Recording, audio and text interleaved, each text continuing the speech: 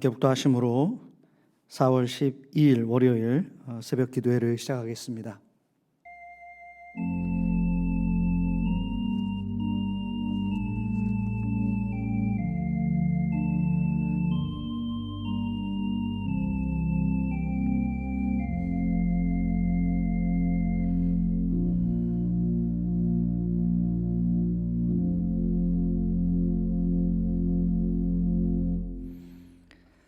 참 좋으신 하나님, 영원히 찬양받기에 합당하신 하나님 감사합니다.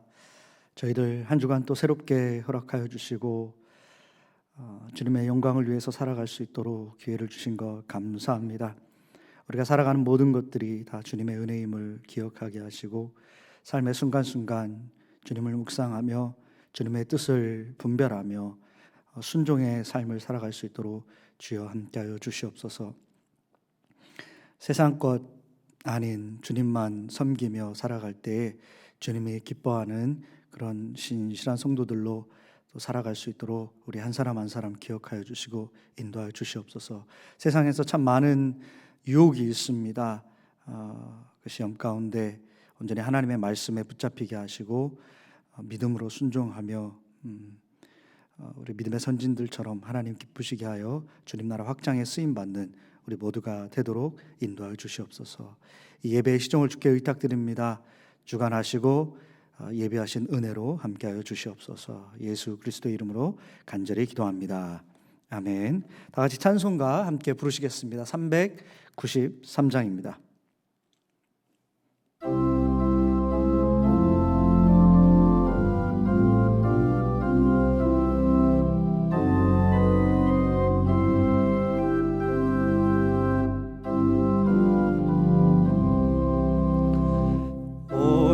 신실하신 주 내 아버지여, 늘 함께 계시니 두려움 없네. 그 사랑 변찮고 날 지키시며 어제나 오늘이 한결같네. 오 신실하신 주, 오 신실하신 주, 날마다 자비를 베푸시며 일용할 모든 것 내려주시니. 오 신실하신 주, 나의 봄철과 또 여름, 가을과 겨울, 해와 달 별들도 다 주의 것. 만물이 주 영광 드러내도다. 신실한 주 사랑 나타내리. 신실하신 주, 오 신실하신 주, 날마다 자비를 베푸시며 일용할 모든 것 내려주시리. 오 신실하신 주, 나의 내 죄를 사하여 안위하시고 주 친히 오셔서 인도하네. 오늘의 힘 되고 내일의 소망, 주만이 만복을 내리시네. 오 신실하신 주, 오 신실하신 주, 날마다 자비를 베푸시며 일용할 모든 것 내려주시니. 신실하신 주 나의 구주.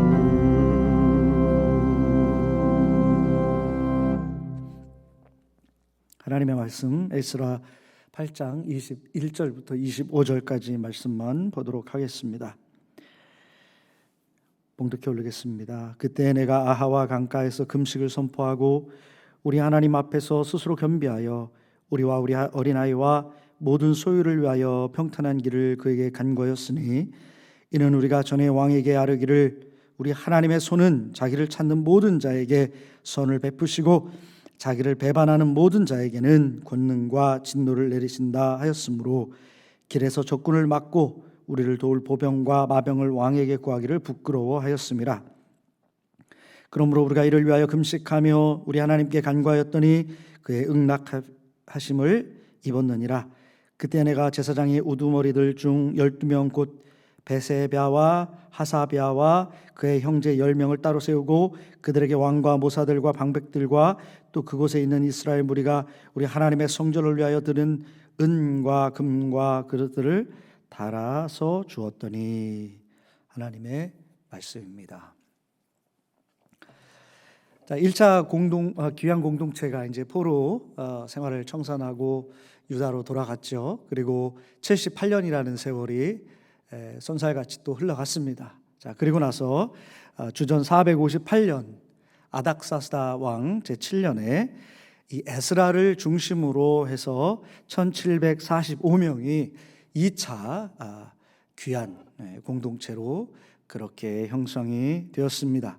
자, 에스라는 이 귀환을 위해서 아주 철저하게 준비를 했습니다. 이 준비한 것을 세 가지로 정리해 볼 수가 있는데요. 첫 번째는 뭐냐면 레위인들과 성전 봉사자를 모집했다.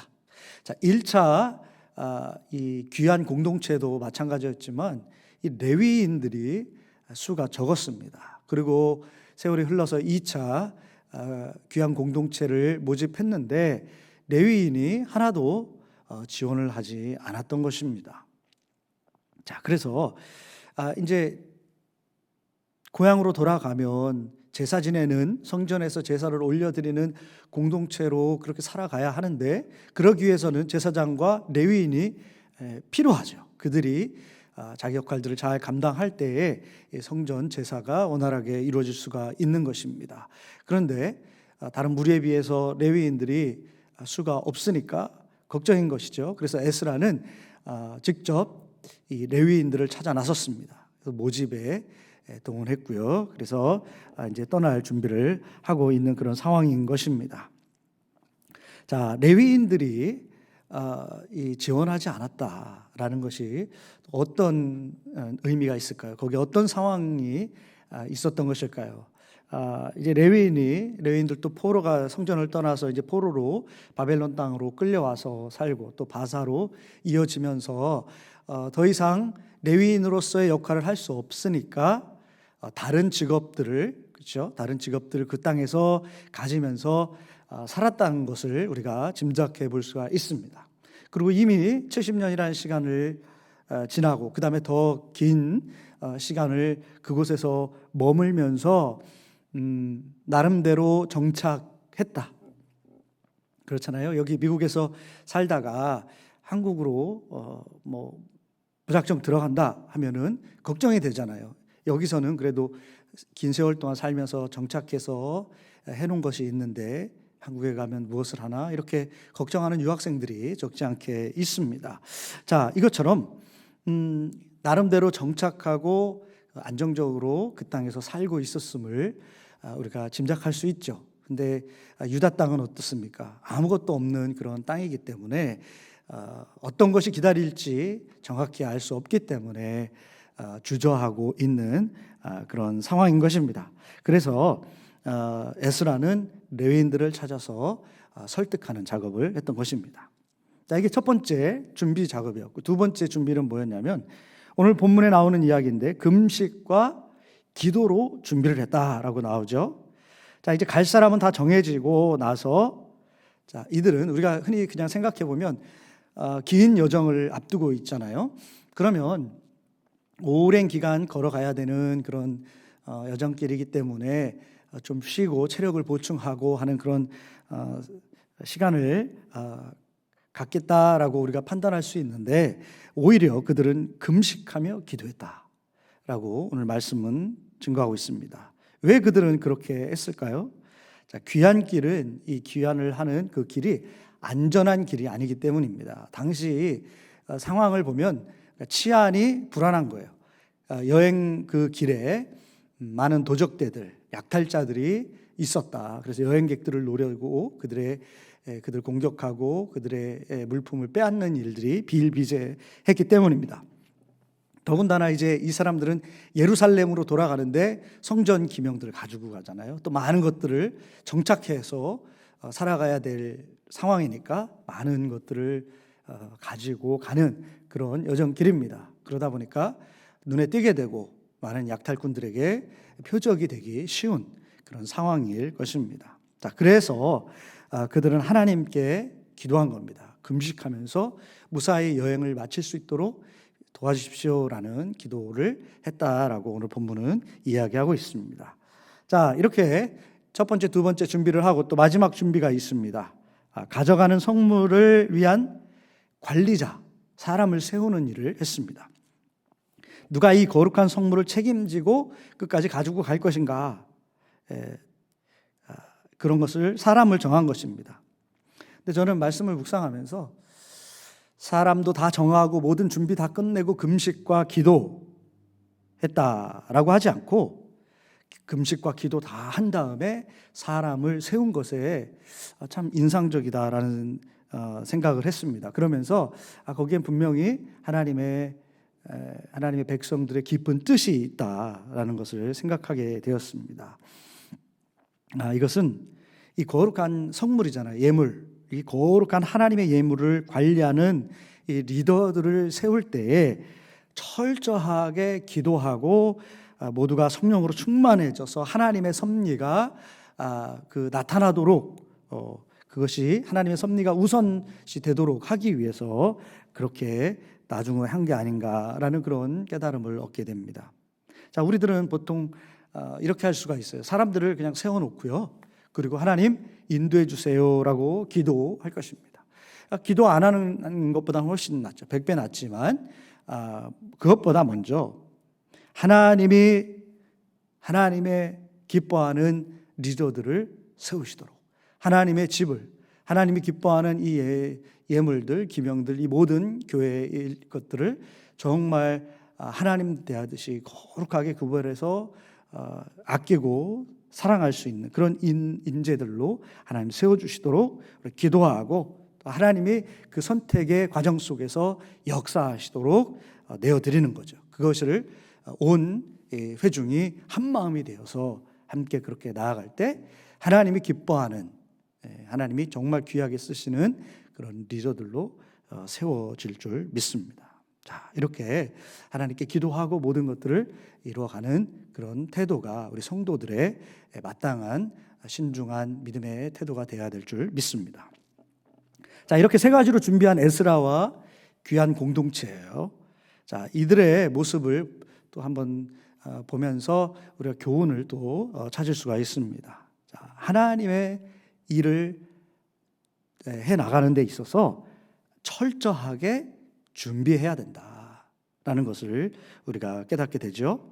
자, 귀환의 목적을 잊지 않고 아주 세세한 준비하는 것이 중요하다. 내가 귀환한다, 그럼 됐지, 이게 아니죠. 가서 어떻게 할 것인가, 레위인이 필요하다, 그럼 레위인을 찾아다니고요. 그리고 모든 것들을 차근차근 준비하는 그런 모습들을 보게 됩니다. 자, 하나님의 나라도 그것을 위해서 부름받은 그의 백성들이 철저하게 준비하면서 만들어가야 되는 것이다 라는 것을 우리는 잊지 말아야 합니다. 자, 하나님의 백성들은 철저하게 준비하고 또 철저하게 하나님을 의지하는 것, 그렇게 함께 그것이 만났을 때 하나님의 나라가 그렇게 이루어진다라는 것이죠. 예전에 선교 갔을 때가 생각이 나는데, 선교에서 선교를 거의 마치고 이제 빙 둘러 앉아서 선교사님과 현지 선교사님과 같이 선교팀들이 이렇게 두런두런 이야기 나누고 평가하고 하는 그런 과정 속에서 그 리더가 우리 이끌었던 리더 한 명이 그런 얘기를 했습니다. 우리가 준비가 참 부족했는데, 준비를 잘 못했는데 하나님이 그보다 훨씬 더 큰 은혜를 베풀어 주셨다라고 그렇게 고백을 했습니다. 그렇죠? 준비한 것보다 하나님의 역사는 풍성하기 마련이죠. 그런데 그 이야기 끝에 선교사님이 우리 선교팀을 혼냈습니다. 네.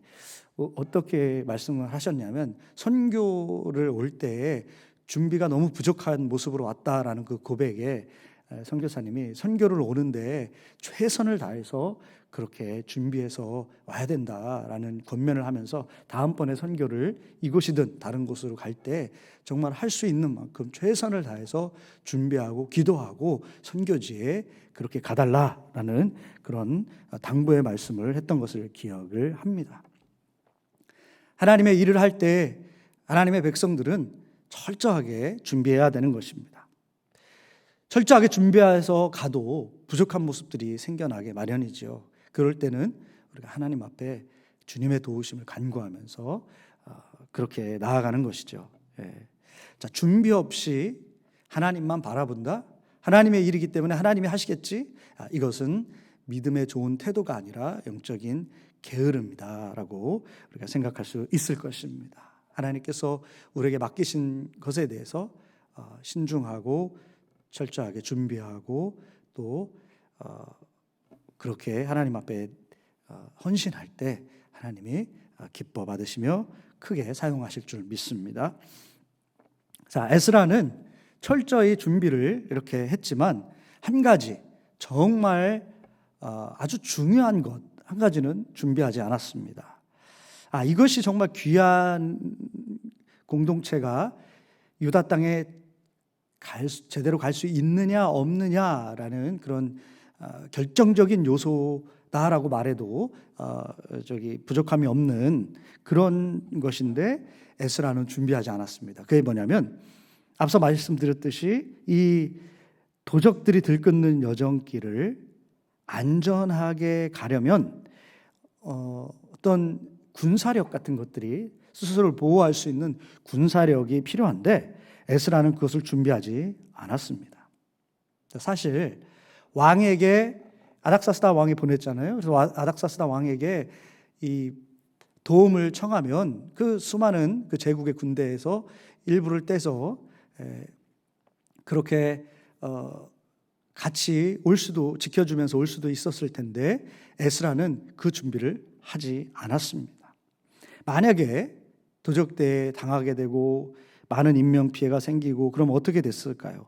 에스라가 그 부분에 대해서 소홀했다, 준비하지 않았다, 그래서 이런 불상사가 일어났다라고 그렇게 비난을 충분히 받을 수 있는 그런 것이죠. 그런데 에스라는 일부러 이것을 그렇게 왕에게 부탁해서 준비하지 않았던 것입니다. 자, 왜 그랬을까요? 그러니까 오늘 말씀 22절에 그 부분에 대해서 말씀하고 있죠. 결론적으로 뭐냐면 그렇게 하는 것이 에스라가 부끄러웠다라고 그래요. 왜 그게 부끄러운 것이냐? 에스라는 왕에게 하나님은 자기를 찾는 자에게 선을 베푸시고 자기를 배반하는 자에게 권능과 진노를 내리신다라고 그렇게 말했기 때문입니다. 그러니까 하나님은 살아계신 하나님이고 역사하시는 하나님이고 하나님을 전적으로 의지하는 사람들에게 하나님은 지켜주시고 선으로 인도해 주신다라는 거예요. 자, 그거를 확신을 갖고 왕에게 선포한 겁니다.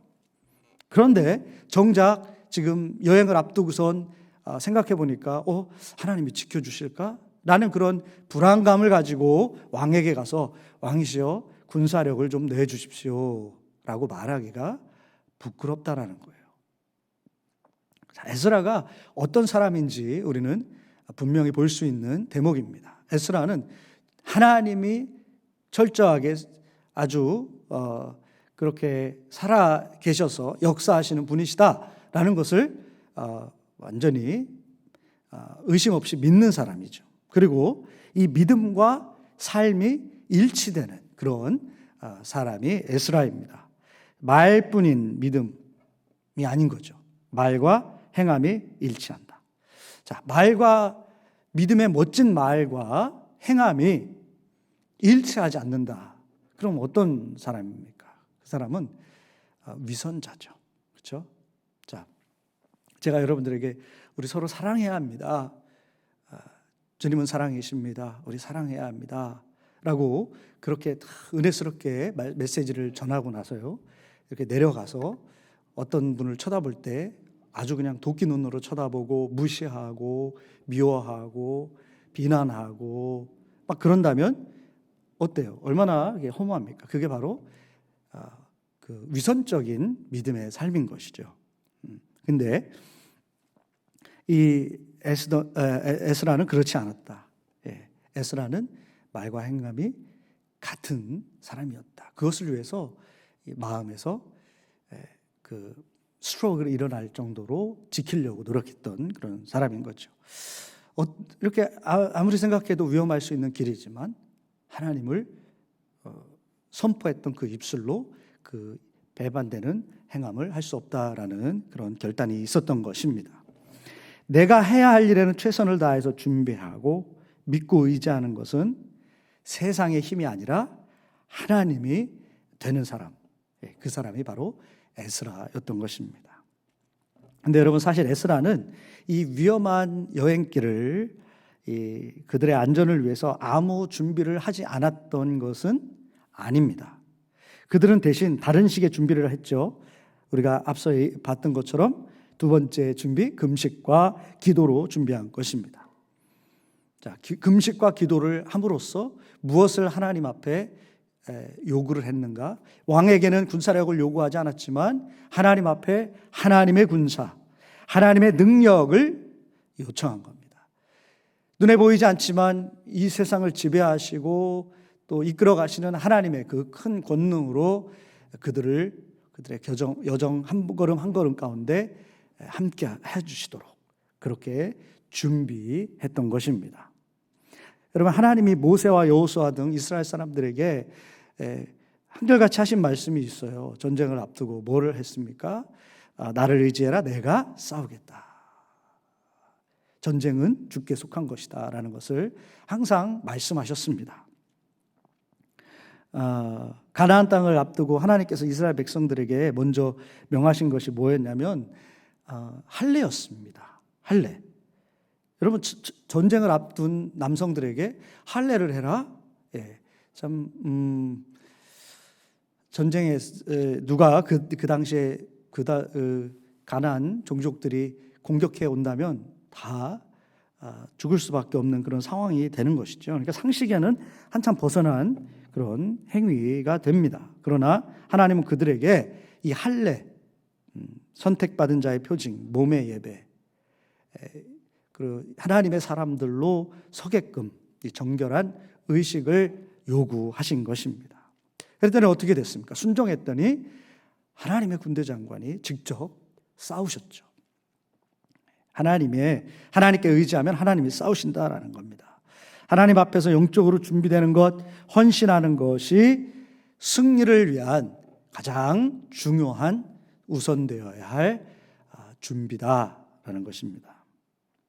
우리가 아무리 큰 군사력으로 준비해도 하나님이 맞서시면 그것은 바람에 날려 떨어지는 낙엽과 같이 힘없는 존재가 될 수밖에 없습니다. 또 내 적이 아무리 기승을 부려도 나와 하나님이 함께 하시면 우리는 안전하다는 것이죠. 자, 그래서 그것을 아주 잘 알았던 다윗이 고백했습니다. 여호와는 나의 목자시고 여호와는 나의 반석이시고 나의 요새시고 나의 구원자이시다. 나를 지키시는 자이시리다 라는 그런 고백을 끊임없이 했던 것입니다. 주님의 일을 하면서 주님께 기도하고 그분이 지켜주시기를 구하며 의지하는 것이 가장 안전히 준비하는 것입니다. 우리 삶 속에서 어떤 어려움을 만나거나 불안한 요소를 만날 때 우리는 어떻게 준비하고 있습니까? 기도하면서 주님이 이 상황 가운데 함께 하시고 통치하시도록 우리가 더 믿음으로 금식함으로 기도하는 우리 모두가 되어야 될 줄로 믿습니다. 전쟁 같은 삶 속에서 주님을 그렇게 철저히 의지하는 저와 여러분들 되시기를 원합니다. 오늘 본문 말씀의 설교 제목을 성도의 부끄러움이라고 이렇게 정했었는데요. 우리 성도들은 부끄러운 게 다른 게 있지 않습니다. 오늘 에스라를 통해서 우리가 배우게 되잖아요. 내 입과 내 삶이 동떨어졌을 때, 내 믿음의 모습과 또 이 믿음의 현장을 떠나서 개개인의 삶 속으로 들어갔을 때 완전히 다른 모습으로 산다면 그것이 부끄러운 성도의 모습인 것입니다.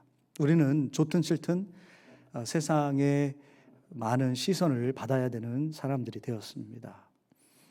얼마 전에 한국에서 목회하는 제 친구와 통화를 좀 하게 됐는데, 그 친구가 이제는 한국에서 목회한다라는 얘기를 하기가 참 어려운 그런 상황이다라고 그래요.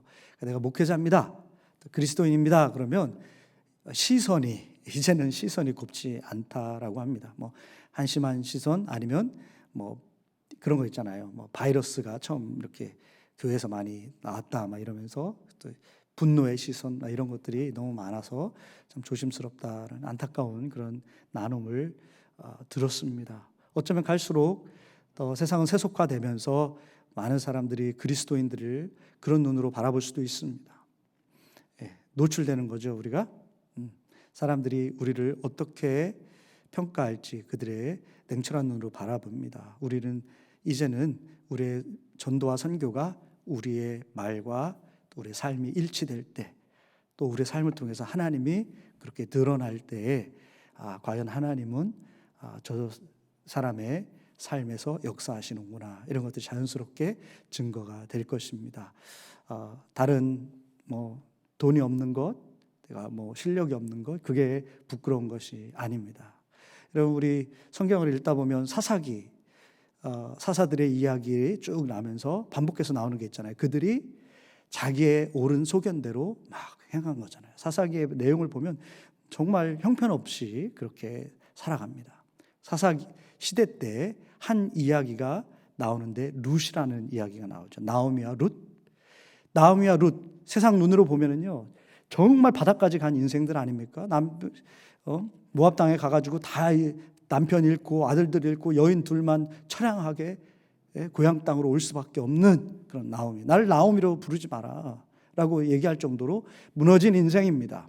나오미는 기쁨이라는 뜻이거든요. 그러니까 세상 눈으로 볼 땐 처참하고 가난하고 너무나 부족한 그런 모습이지만 룻기에서 나오는 게 뭡니까? 바로 그러한 형편이 아닌 그렇게 무너진 삶 가운데서도 하나님 앞에서 그렇게 철저하게 서서 살아가던 그 인생을 하나님께서 귀히 여기시고 그 인생을 통해서 다윗 왕이 태어난다라는 것을 이야기하는 거 아니겠습니까? 우리가 부끄러운 것은 세상 살아가면서 형편이 아니라 사사기에서 나오는 그 많은 이야기들, 잘 살고 있고 또 권력 있는 그런 사사들이 무너져 내리는 그런 모습들을 보면서 그게 부끄러운 건 거예요. 나오미와 룻이 부끄러운 게 아닌 것이죠. 그것을 성경은 담아내고 있는 것입니다. 여러분, 하나님 앞에 나는 정말 귀한 존재로 서 있는가? 부끄러움 없는 존재인가? 우리 한번 돌아보면서 하나님 앞에 그렇게 귀한 자녀로 세움받는 저와 여러분들 다 되시기를 우리 주 예수 그리스도의 이름으로 간절히 축원합니다. 아멘. 우리 말씀을 기억하면서 묵상의 시간을 갖겠습니다.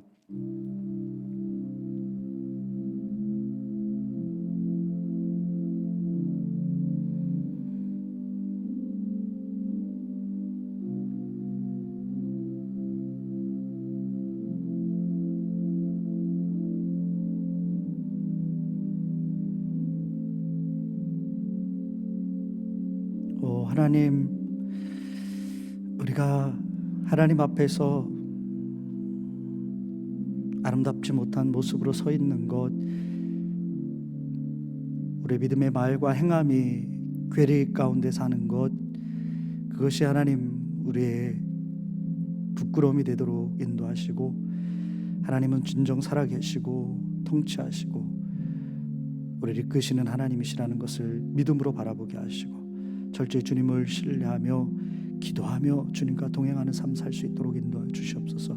우리에게 맡기신 귀한 사역들을 믿음으로 감당하며 최선을 다하여 준비하고 주님이 그 가운데 그 신령한 간절한 진정한 순결한 순전한 마음으로 설 때 그 마음을 받으시고 일하셔서 하나님의 나라가 우리 삶에서 이루어지도록 인도하여 주시옵소서. 이제는 우리 주 예수 그리스도의 은혜와 하늘아버지의 놀라우신 사랑과 성령의 감화 감동 역사 충만하심이 주님 앞에 거룩하게 살기로 결단하고 나아가는 우리 성도님들 머리 위에 이제부터 영원토록 함께하여 주시기를 간절히 축원하옵나이다. 아멘.